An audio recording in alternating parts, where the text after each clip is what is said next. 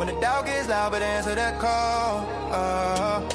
Vision ain't real till you grind at speed, so breathing deep. Then call the damn leads. Call the damn leads. Hey, welcome back to Call the Damn Leads, the show by sales professionals for sales professionals. I'm your host, Drewbie Wilson. With more than 2 decades in sales, I've seen it, been through it, heard about it.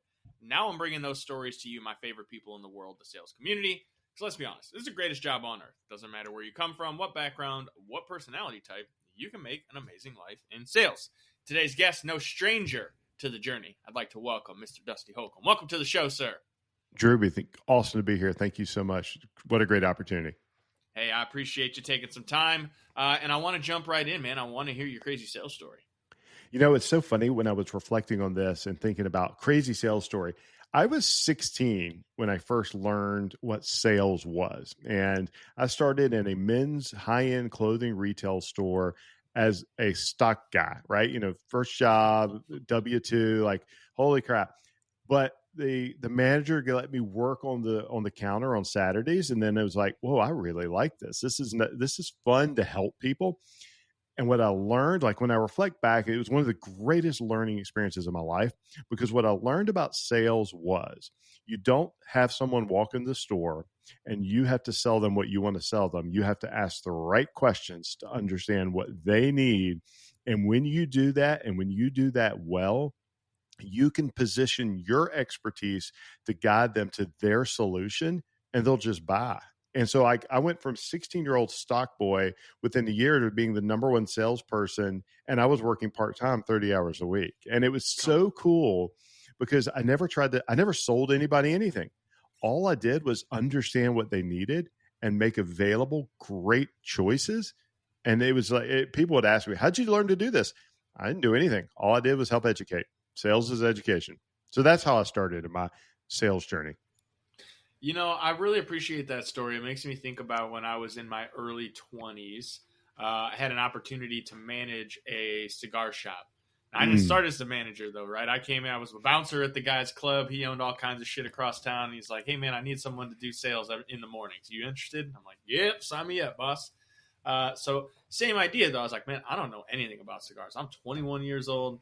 I never, I've smoked a cigar, but I don't know anything. But I took the approach you did of, like, anytime someone would buy something on repeat, I'd ask them, like, hey, what do you like about that cigar? What is the flavor profile? Is it strong? Is it mild? And of course I started trying them to learn, but it was just that people came in and you just asked them, hey man, what do you like? You want spicy? You want mild? You want strong? Let me just show you a couple options. And my whole goal was always like, if they normally spend $3, how do I get them to spend $4? How do I get them to spend $5? And it's so fun when you learn that sales doesn't have to be that like aggressive, heavy. It's there's so many ways to be successful. And so like when you think about your journey, like who were some of the leaders or mentors that you kind of worked with along the way that really helped you refine the process that you have? Because I'm sure they gave you skills, but you had some of your own that they helped refine.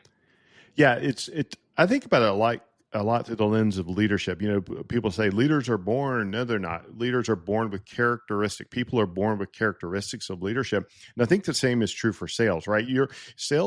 Great salespeople aren't born. They may be born with characteristics that enable them to be successful, but they have to learn the skill. So the person that comes to mind is Harry Snyder, and Harry was in that men's store. And one of the first things he taught me was, Dusty, I want to be very clear. Sales is not something you do to someone. It is something you do for someone. You are a guide in their journey. They're the hero. And so like there's a great book, Donald Miller, Building a Story Brand, where it's talking about the hero's journey. That's what salespeople are. We are guides on the hero's journey, and it's not about us. And we can help them make great choices. And yes, we can go from a $3 spend to a $5 spend, et cetera.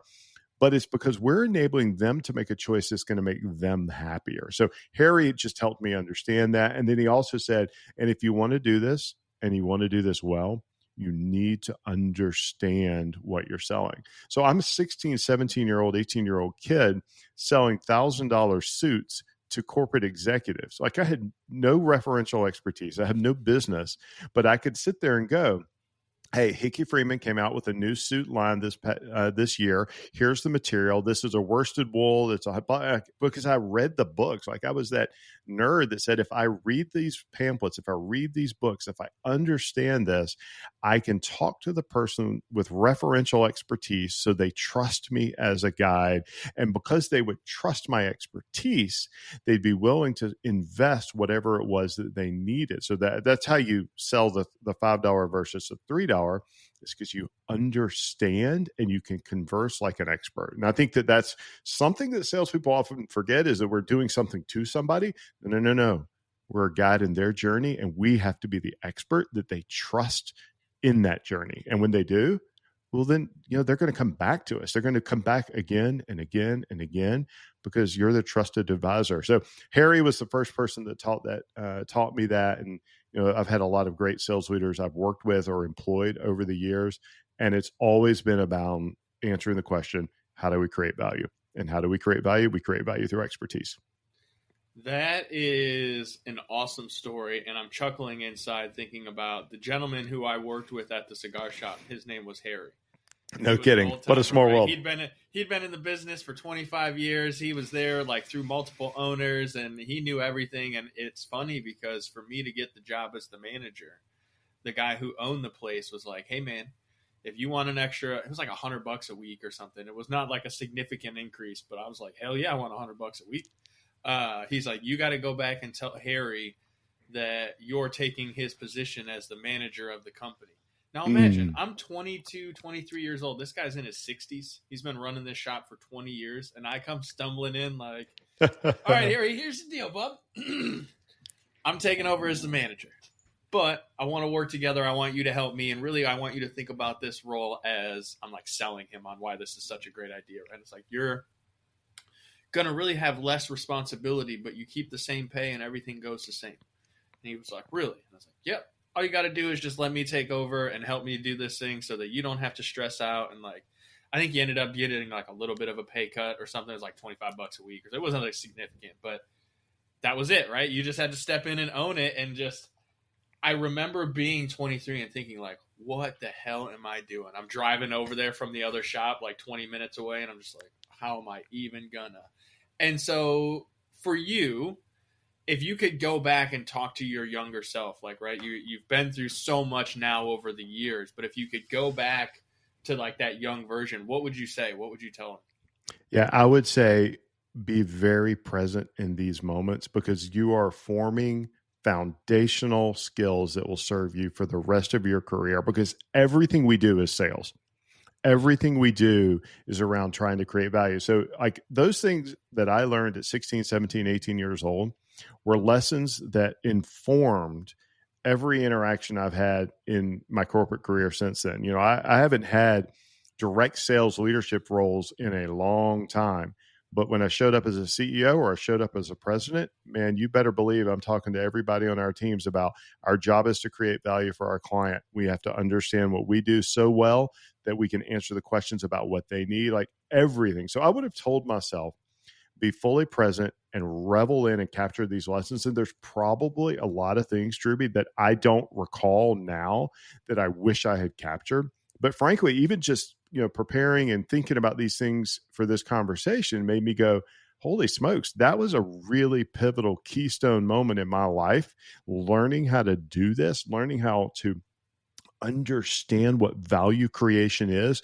And that has informed my entire career. Every way I've shown up as a leader in a business has been about how do we create value for the client? Because if we create value for the client, they will come back to us. And that's what we have to do. And so I would, my advice to myself would have been really capture these lessons. And 16, 17-year-old punk, I probably wouldn't have paid any attention to me at that point, but I'd like to think that I would have. Somewhere in the back of our minds, way back there under all the dust and the rubble, there's a comment from someone like us at our age now when we were young that we completely overlooked, but it's in there. And maybe someday we'll have that flashback, like, oh shit, that guy did say that to me, Or it's the ones where it's like someone said something and you got real spicy about it because you're like, you're wrong. nah, you're wrong. And then you look back a few years later and you go, they were definitely right. Shit. I should call them. I should send them a message, right? Like I should tell them. And I Totally. think that's one of the fun things about this industry. This is why I created the podcast, and I've had hundreds of stories that we've shared now, because everyone comes into it from a different perspective or angle or reason. And yet so many of us who are in this trade have that similarity, that story of like, yep, been through something like that. Yep, been through something like that. And I think that's why so many of us, we get to that point where it's like we've been selling products, we've developed our craft, we're great at what we do, and we reach that pivotal moment of, do I keep doing it for someone else, or do I go and start my own thing? Mm. And there's no wrong route, you guys. I want to be the first one to say there is no wrong path here. But I'd be curious for you, Dusty, how did you end up on the path of entrepreneurship and kind of running your own thing? You know, it's a great question. I think I've always been an entrepreneur. You know, my first entrepreneurial ventures were at 8 years old, creating a town newspaper that we sold at the corner mailbox. Now, we didn't understand market research very well. The town was population 250. You know, we didn't have a really good opportunity to sell. Our TAM was very small, but those were the first things I did. I had my brother and I had a landscaping company with contracts and everything when we were like 11 and 8 years old. But until, you know, a year and a half ago, I was a corporate, you know, executive. I did everything for other businesses, but I was always the entrepreneur who would grow that and scale the new ideas, or I would take something from greenfield and flesh it out. But I love supporting entrepreneurs. Like I would be the guy who would have this new entrepreneurial venture. A company comes to mind, one of my favorite brands, Free Fly. When they had their first shirt or two, I was like, oh, I like it. They're a bunch of cool guys who are starting something. I want to be part of that. And I think that was the thing, is I wanted to be part of their journey and their story.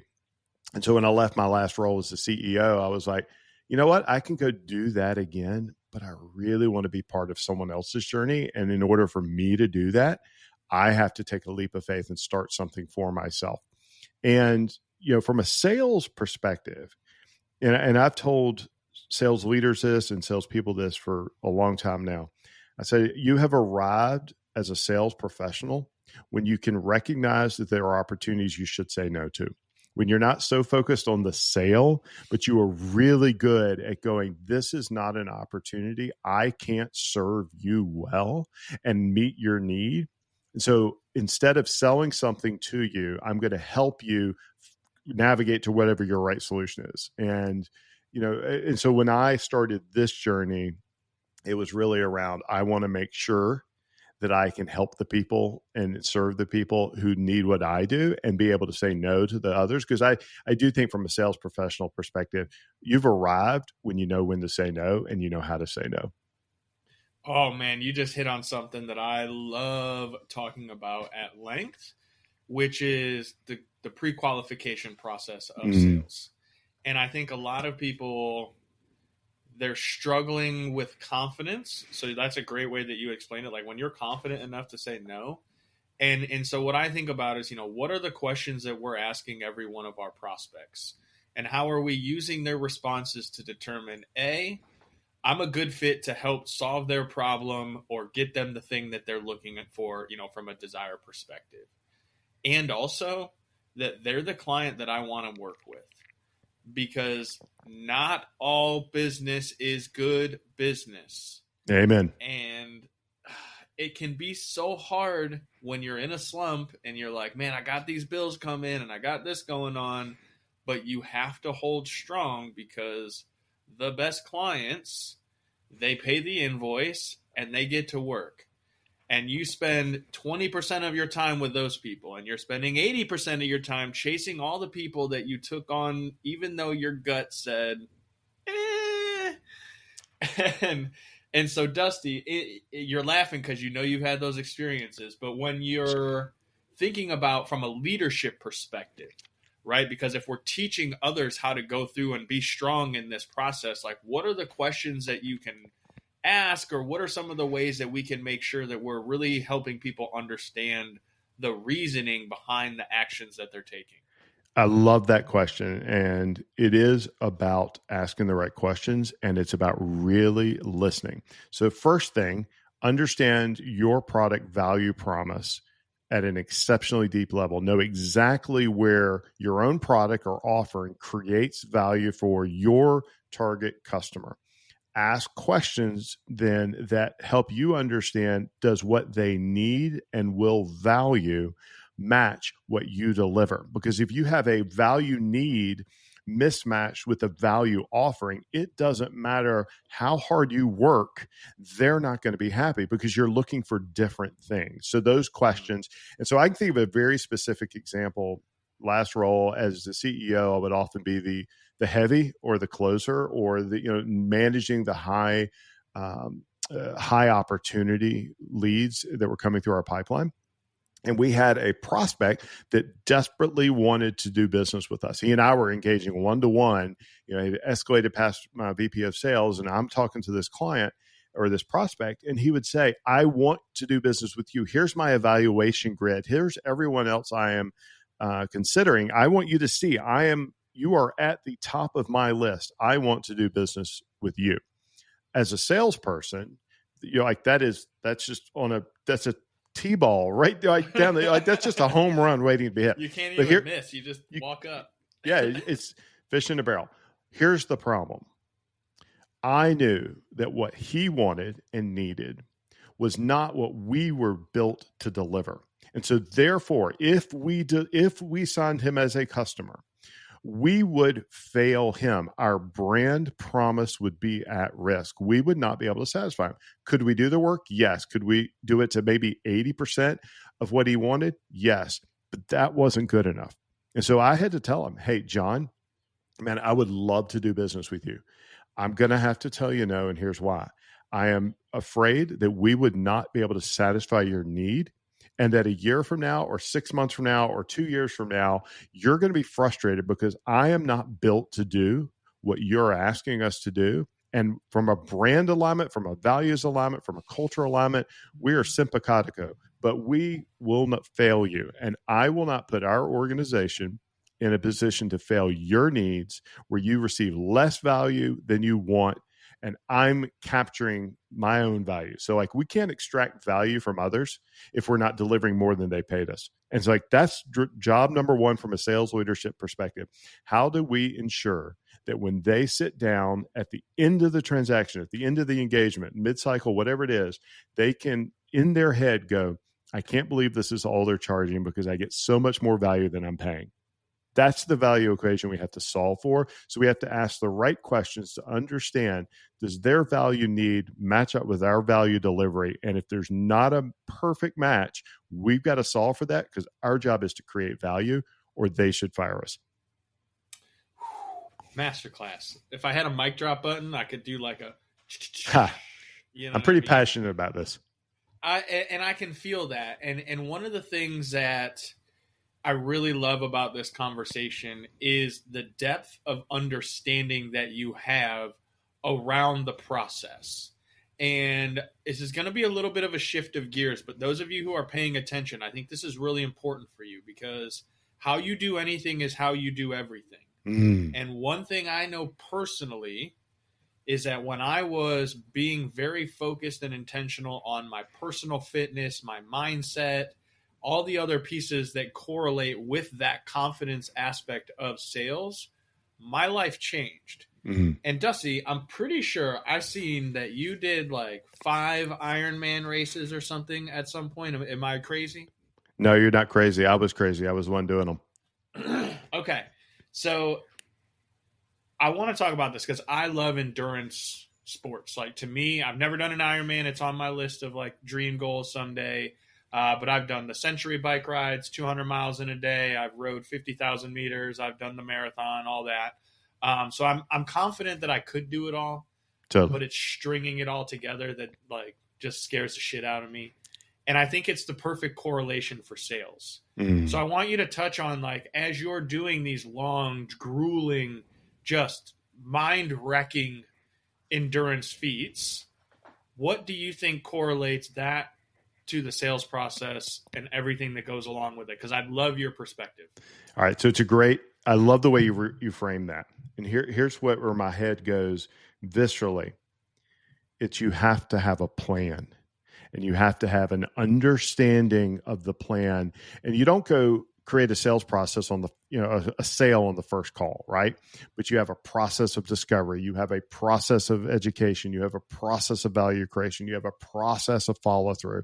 Like, you have processes and checkpoints that you do, and you do them when you don't want to. You do them when you don't feel like it. You do them because you know that if you are consistent in the application of proven process, you will be successful more times than not. And because the people, amateurs, they do work when they're inspired. Pros do the work day in, day out, always. So endurance sports is the same thing. Like, when I was racing Ironman, and like, I'm not a 5'8", 110-pound guy. I'm a linebacker. I'm 6'4". At racing weight, I'm 215. Yeah. So I'm a big dude. And I've many people on an Ironman course will go, wow, that's a really big, ugly dude out there. Well, what are you doing? I'm racing against type. But what you do is, the race is the reward. You plan the work, you work the plan, you do it when you don't feel like it. There are many days where I would wake up on a Thursday morning, which was my long run day, and go, today's an 18-mile day. I don't feel like it. It's raining, it's cold, it's hot. But if I want to show up on race day and enjoy the experience and have fun and be successful, I got to do the work. And I got to do the work when I don't want to.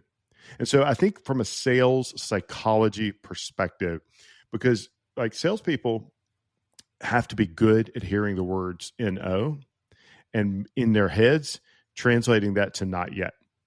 I haven't earned the right to talk to you. I haven't earned the right to give you value. I haven't proven myself worthy as your guide. So the answer is not yet. The answer is, I need to understand. And then when the answer is no, the answer is no. But like, you got to show up. You have to have a resilient psychology. I've learned more about myself on the backside of an Ironman marathon than I have in almost any other time in my life, because you go inwards and you shut out all the noise and all the distractions. And I think that's what sales requires you to do. You just have to you have to persevere. And, I did 5 Ironman races, and the dumbest thing I did was 2 of them 3 weeks apart. And the second one's really hurt. But you just go inside and you just trust the process and you do the work. And then you show up, and the race is a reward. Like, every race I did, loved it. Absolutely loved it. It was so much fun because I had done the work. And it was miserable and grueling and awful. And the whole time you're doing it, you're questioning, like, what is wrong with me? And then you hit the finish line and you look around and you enjoy and embrace that inner, like, first of all, the dopamine and serotonin. Oh, man. Very few drugs like it on the world, you guys. Like, I've done a lot of stuff in my days. And, like, the finish of a long race like that, very, very few things like it in the world. And sales is the same way. Your favorite, the best deals, the stories that I've heard from people on this show over the years all come back to, I just didn't know. But I kept trusting the process. I kept making the calls. I kept doing the follow-up. And eventually, we got to that sweet, sweet finish line.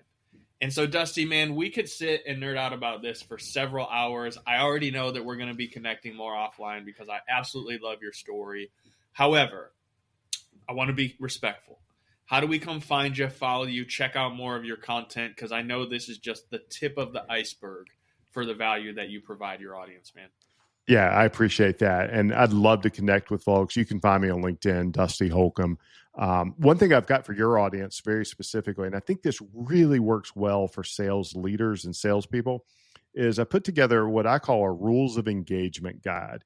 And so what this does is it allows you to communicate to others, here's what's important to me, here's how I'll show up, here's what you need to know about me, especially in sales leadership roles.